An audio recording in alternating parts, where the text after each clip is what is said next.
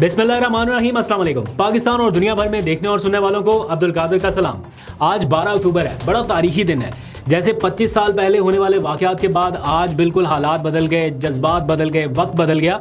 तो ये वाला वक्त भी रहना नहीं है, बदल इसने भी जाना है। वक्त का पहिया घूमेगा। जिनके ऊपर उस वक्त क्रॉस लगाया था वो आज इक़्तिदार में है, और जिनके ऊपर आज क्रॉस लगाया गया है वो शायद कल इक़्तिदार में होंगे। और यही हकीकत है, वक्त का पहिया इसी तरह से चलना है। आज के मेरे दिन का बेशतर हिस्सा जो है वो पार्लियामेंट हाउस में गुजरा। पार्लियामेंट हाउस जो इक़्तिदार का सबसे बड़ा ऐवान है, और वहाँ पर हुकूमती अरकान से भी मुलाकातें रहीं, अपोजिशन के लोगों से भी। ये आईनी तरमीम के मामले पर हुकूमती वज़ीर कानून क्या कर रहे हैं, जवाब में मौलाना की टीम क्या कर रही है, पीपल्स पार्टी से किस किस्म की लेन देन हो रही है, और फिर पाकिस्तान तहरीक इंसाफ जो अपोजिशन की सबसे बड़ी जमात है वो क्या कर रही है। तो इन सब लोगों से मुलाकातें हुई। इक़्तिदार की राहदारियों में पूरा दिन गुजरते समझ आना शुरू हुआ कि हो क्या रहा है। तो मैं सारी चीज़ें एक एक करके आपके सामने रखूँगा।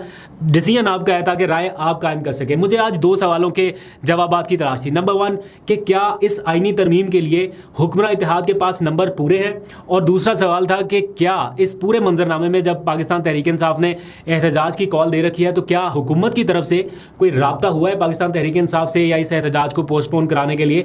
तो इन दो सवालों के जवाब आज मैं ढूंढता रहा। पहले आ जाइए पहले सवाल की तरफ कि क्या हुक्मरान इत्तेहाद के पास नंबर्स पूरे हैं। तो उसका जवाब जो मुझे अभी तक मैं ऑब्जर्व कर पाया हूँ वो है नहीं, क्योंकि कल बिलावल भुट्टो ने भी एक प्रेस कॉन्फ्रेंस की, मैं उसमें मौजूद था, बहुत सारे सहाफ़ियों की मौजूदगी में।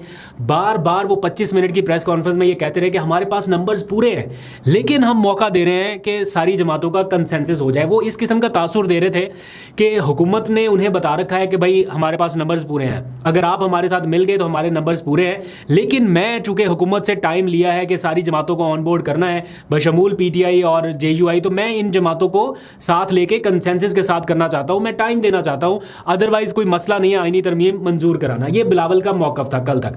उनके जवाब में मौलाना ने शाम को एक प्रेस कॉन्फ्रेंस की, और जाहिर बात है मौलाना के नंबर्स के बगैर तो हो ही नहीं सकता। तो उन्होंने कहा कि नंबर्स पूरे करने वाली जो बात है ना, ये बददियानती है। ये उन्होंने खुले लफ्ज़ों में कह दिया। बिलावल को एक तरह से उन्होंने जवाब दिया कि नहीं, ऐसे नहीं, हमारे बिना नंबर्स आगे पूरे नहीं। और आज टेलीविजन की जो खबरें हैं, कुछ ज़राए से चल रही है, मेरी खबर नहीं है, मैंने डिफरेंट TV चैनल के ऊपर चलती ये खबर देखी कि बिलावल को ये शक पड़ने लग गया है, या उनको ये तशवीश है कि उनके इत्तेहाद के, यानी उनके और मुस्लिम लीग नून के इत्तेहाद के कुछ अरकान जो है वो PTI से राब्ते में हैं, और उसके नतीजे में उनके कुछ अरकान गायब हैं या वो मंजर आम पे इस वक्त नहीं आ रहे। उनमें 3 MNAs हैं और 5 सेनेटर्स हैं, जबकि बाज़ इतलात ऐसी हैं कि हुकूमती इत्तेहाद के कुछ अरकान जो बैरून मुल्क गए हैं वो वापस आने के लिए तैयार नहीं है। अब ऐसी सूरत हाल में नंबर्स गेम तो और कम हो गई।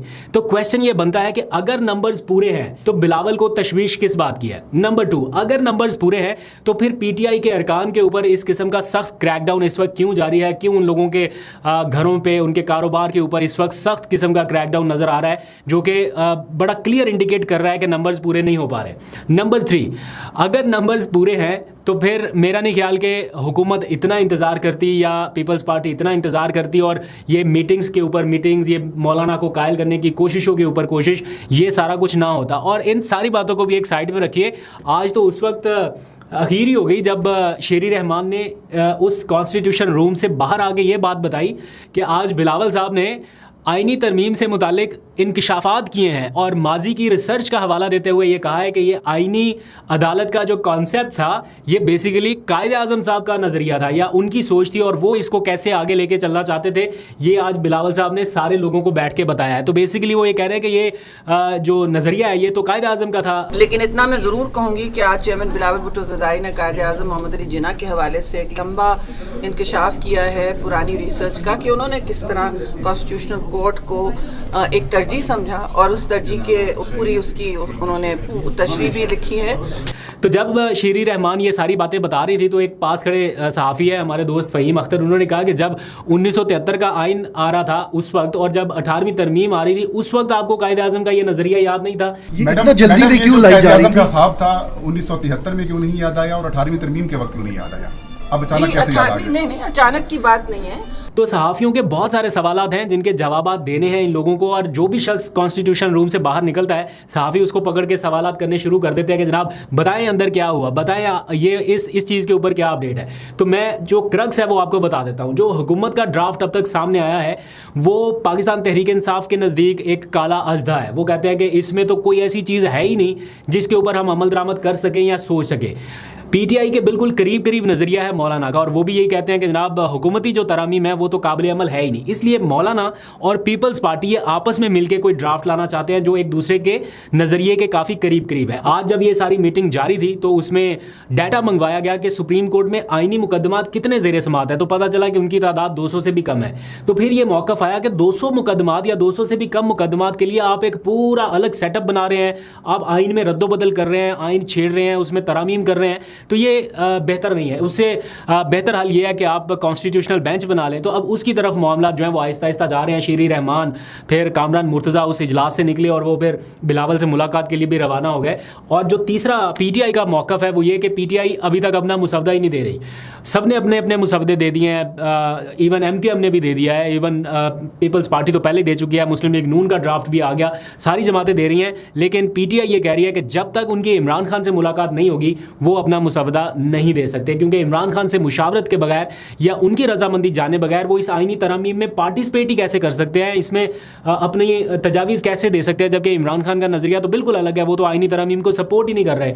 तो अगर पीटीआई ने कोई मुस्बत तजवीज़ भी देनी है तो वो कहते हैं कि जब तक इमरान खान से मुलाकात नहीं होगी तब तक नहीं दे सकते। आज की इस पूरी कार्रवाई के दौरान पीटीआई ने ये मामला बार बार उठाया, दो मुद्दे बार बार उठाए। एक, उनके जो साथी अरकान हैं उनके घरों के ऊपर जो रेड हो रहा है, लोगों के नाम बताए कि इसके घर के ऊपर हमला हुआ, इसके फैक्ट्री के ऊपर हमला हुआ, इसकी जायदाद सील कर दी गई, इसका कारोबार तबाह कर दिया गया। तो ये सारी चीज़ें बताई गई हैं। बड़ी गर्मा गर्मी हुई है आज के इजलास में, और उमर अयूब ने खास तौर पर लोगों के नाम ले लेके बताया कि हमारे लोगों के साथ ये किया जा रहा है। अगर आपने ज़ोर ज़बरदस्ती से करना है तो फिर आप बेशक इधर ही कर लें, लेकिन कम से कम इस चीज़ का जवाब तो दें कि आपके पास नंबर्स अगर पूरे नहीं हैं और आप आईनी तरमीम करना चाहते हैं तो क्या इस तरह से ज़ोर ज़बरदस्ती करेंगे।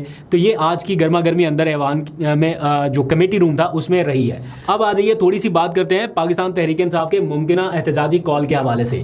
आपके इल्म में है कि 15 अक्टूबर को एहतजाज की कॉल दी गई है और अभी तक ये एहतजाज की कॉल वापस नहीं ली गई और ना ही हुकूमती सतह से कोई इमरान खान से राब्ता पीटीआई का इस्टेब्लिश कराया गया है, यानी डेडलॉक इस सारी सूरत हाल के दौरान कायम है। आज हुकूमत ने ऐलान किया है कि वो पीटीआई के एहतजाज को पूरी रियासती ताकत से रोकने जा रहे हैं और उसका ऐलान वज़ीर दिफा की जानिब से किया गया। जो पीटीआई का कैंप है वो अभी तक एहतजाज से पीछे नहीं हटा और उनका ये मौक़िफ़ है कि अगर इमरान खान से राब्ता ना हुआ तो फिर वो एहतजाज पर मजबूर होंगे और वो करेंगे। चूंकि ये एहतजाज की कॉल एससीओ कॉन्फ्रेंस के दिन दी गई है, यानी एससीओ कॉन्फ्रेंस 15 से 16 अक्टूबर तक है, तो 15 अक्टूबर की कॉल है, तो हुकूमत ये समझती है कि उनके पास एक मजबूत जवाज़ मौजूद है ताकत के इस्तेमाल का और इसको पीटीआई के खिलाफ इस्तेमाल करने का। तो ऐसे मौके पे जब पीटीआई पहले 2 अटैम्प्ट्स कर चुकी है, अब ये तीसरी अटैम्प्ट, वो भी इतने कम वक्त में और एक ऐसे वक्त में जब एससीओ कॉन्फ्रेंस हो रही है और हुकूमत के पास जवाज़ मौजूद है, साथ ही इस्लामाबाद हाई कोर्ट का एक ऑर्डर तहरीरी तौर पर मौजूद है, बेशक गलत है या सही है,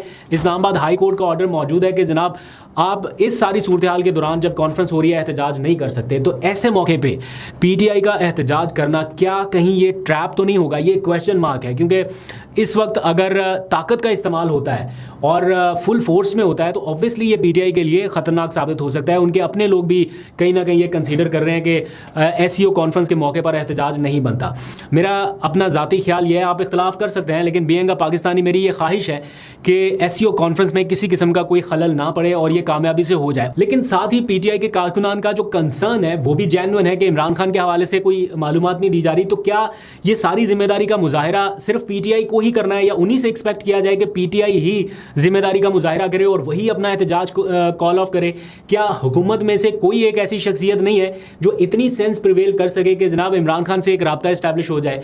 अडयाला जेल कहाँ पर है? वो पिंडी का भी बिल्कुल कॉर्नर है, ना कोई रेड जोन है, ना वहाँ कोई सिक्योरिटी जोन है, ना कुछ। एक टेलीफोन कॉल या एक राब्ता अगर इस्टेब्लिश हो जाए तो ये मामला खत्म हो जाता है। तो बीइंग अ पाकिस्तानी मेरे अपने कंसर्न है, मैं ये चाहता हूँ कि ये चीज़ें अफामो तफहीम से हल हो जाए। अगर डेडलॉक किसी सिचुएशन बरकरार है तो इसमें हुकूमत को दिल बड़ा करना चाहिए, बजाय इसके कि हुकूमत खुद एक ऐसी सिचुएशन पैदा कर दे या ऐसा माहौल पैदा कर दे जिससे ये तासुर जाए कि कोई प्रवोक हो रहा है। तो उससे बेहतर है कि हुकूमत खुद इस मसले का हल निकाल दे। वज़ीर दाखिला के लिए ये मामला मुश्किल नहीं है इस चीज़ को डील करना, बट आई डोंट नो कि क्यों और क्या ज़िद है। क्या पाकिस्तान का इमेज हमारी अनाओं से बड़ा है, या पाकिस्तान का इमेज जो है या पाकिस्तान की कौमी सलामती सिक्योरिटी ये हमारी इन छोटी छोटी चीज़ों से ज़्यादा बड़ी है? ऑब्वियसली नहीं बड़ी। तो इसलिए हुकूमत को दिल बड़ा करने की ज़रूरत है।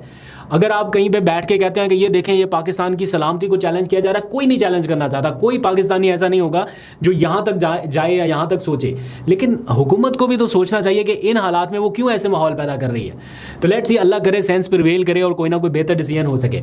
अब आ जाइए ज़रा एक और बड़ी खबर के हवाले से, आईनी तरमीम के हवाले से केस जो है वो सुप्रीम कोर्ट में फिक्स कर दिया गया है। काजी फाइज ईसा साहब ने जस्टिस नईम अफ़गान के साथ मिलकर और साथ उनका एक तीसरे जज साहब हैं, 3 रुकनी बेंच जो है वो बना दिया है। 17 अक्टूबर को आईनी तरमीम के खिलाफ आबिद ज़ुबैरी की दरख्वास्त जो है वो टेकअप हो गई है, सुप्रीम कोर्ट में उसकी समाअत होने जा रही है। अब इसकी टाइमिंग बड़ी मैटर करती है, क्योंकि मीनवाइल पेशावर हाई कोर्ट में भी एक केस डाला गया था, उसकी भी हेयरिंग होने वाली थी। अगर इस पेशावर हाई कोर्ट कोई ऐसा डिसीजन दे देती या रोक देती इस कार्रवाई को, तो सुप्रीम कोर्ट उनके मामलात में चूंकि मुदाखलत नहीं कर सकती किसी हाई कोर्ट के जारी कार्रवाई में, तो उसलिए शायद ये बेहतर समझा गया कि इससे पहले कि कोई पेशावर हाई कोर्ट से कोई डिसीजन ऐसा आ जाए या कोई रुकावट आ जाए, तो सीधा सुप्रीम कोर्ट में ही मामला लगा लिया गया। और मुझे लगता है कि काजी साहब जाते जाते 2 केसेस का फैसला करेंगे, एक ये आईनी तरमीम वाला और दूसरा PTI के जो बल्ले का निशान छीने जाने के हवाले से था। तो आपको फर्दर भी अपडेट करता रहूँगा। अभी तक के लिए इतने, अपना बहुत सा ख्याल रखिए। अल्लाह हाफिज़।